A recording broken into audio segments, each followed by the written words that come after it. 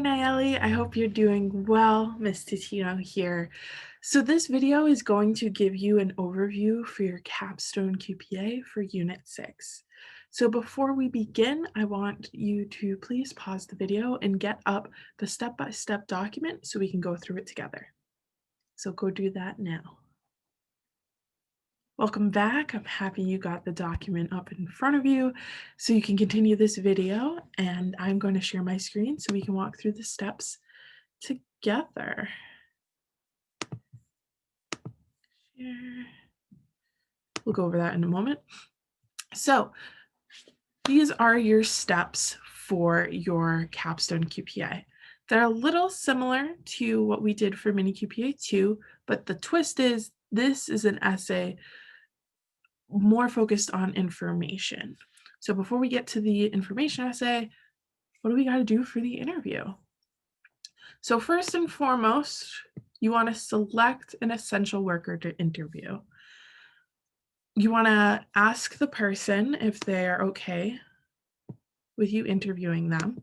So this person can be in the medical or healthcare capacity, sanitation, education, government, or transportation.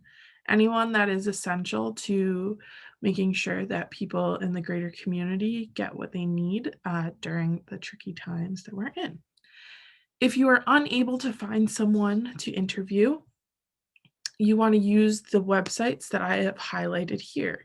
So this first one, the brookings.edu, is a compilation of short, very short written and audio versions of interviews of various essential workers and how COVID-19 has impacted them. The second link, which is the YouTube video, is about an hour long of various interviews with essential workers. So you can select those if you're unable to find someone. So what I ask of you now is to pause the video and to write down who is your person to interview. So pause the video now and type that in. Awesome. I'm happy that you took the time to write down who your essential worker is. So now that you've selected the person, you want to start generating questions to ask them. So the number one thing that you see that I have highlighted in front of you is you want to ask the person you're interviewing questions about their experience during the pandemic and during quarantine. So it's really essential that the questions are tied to their experience and their experience only, because they have a unique vision and a unique perspective on what has occurred. So if you are like, what questions can I ask? You can use this document right here, and it helps break down some questions. Then once you have started either writing them or typing them down, Ms. Ferreira asks that you use this Google form right here and you write out the 5 questions so that she can see on her end that you've done that. I also provided space here, as you can see that I've highlighted, for you to type in your 5 questions. So what I ask of you now is to pause the video again and to write out your 5 questions for your essential worker you're interviewing. If you feel like you need some more assistance with this, you can come to my live sessions at 11 on Thursdays, or when you have your in-person session at the school, or you can reach out to Ms. Ferrer directly. So please pause the video now and let's generate those questions. Awesome. Now that you have your 5 questions to ask your essential worker, it's time to have the interview. So, cool thing is, you can do this over the phone. So in a phone call, you can do this over video, like we're doing now with Zoom or FaceTime, or you can do an email. So you can just email the person the 5 questions and ask, please fill out the following questions in an email so that you have them written down.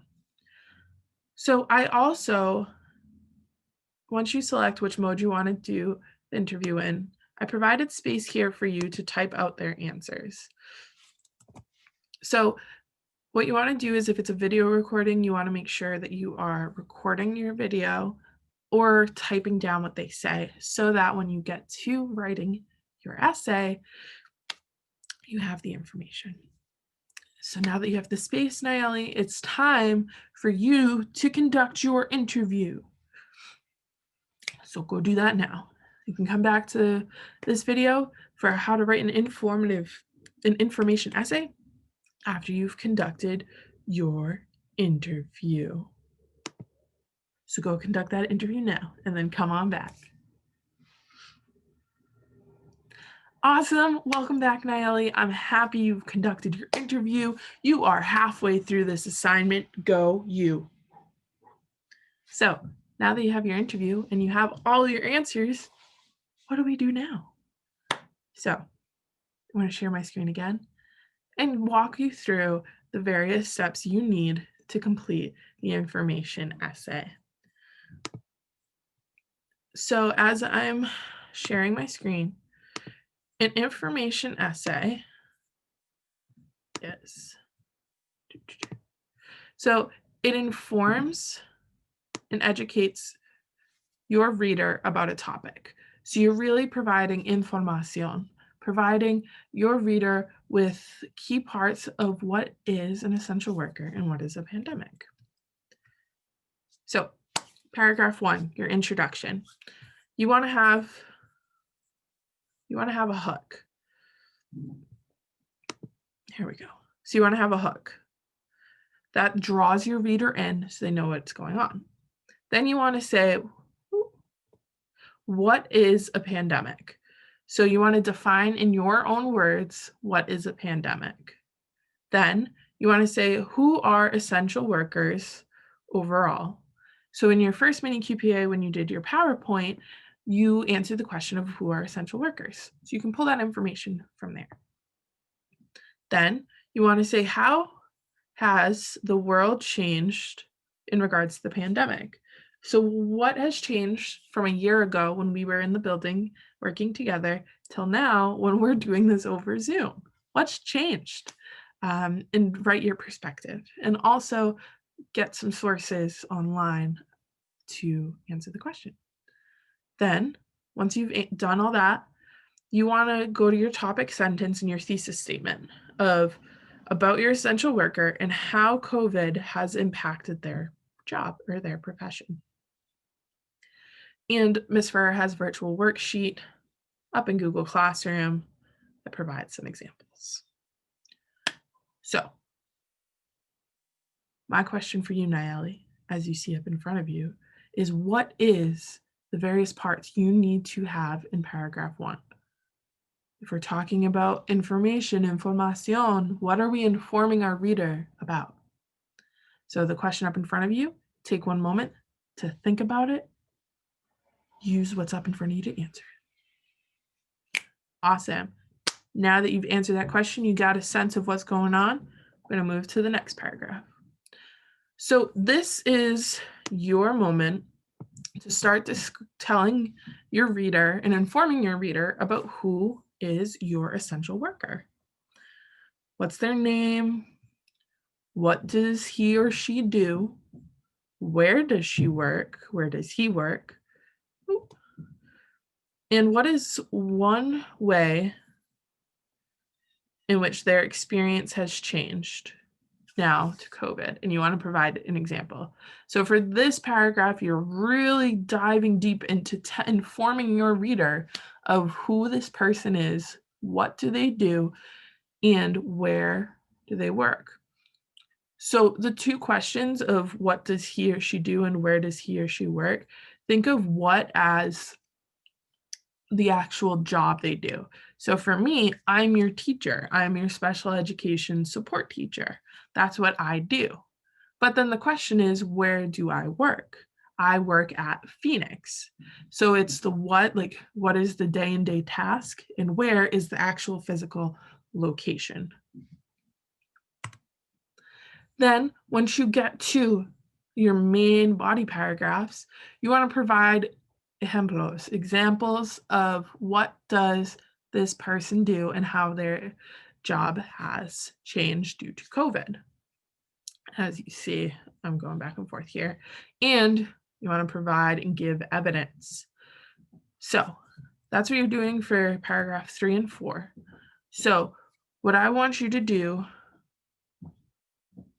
right now is I want you to pause this video, go through your interview again, and see what examples did your interviewee provide so that you can answer those questions of how their experience in their job has changed during COVID.